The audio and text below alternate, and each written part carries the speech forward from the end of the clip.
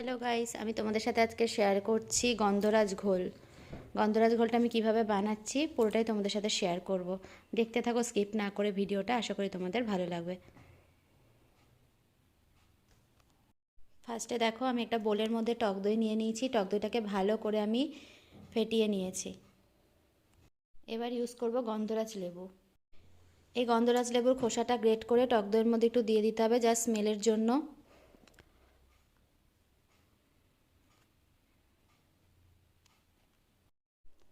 আর দিয়ে দেবো গন্ধরাজ লেবুর রস।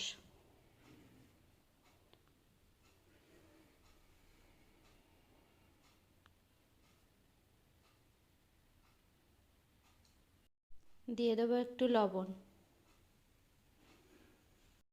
দিয়ে দেবো একটু সুগার।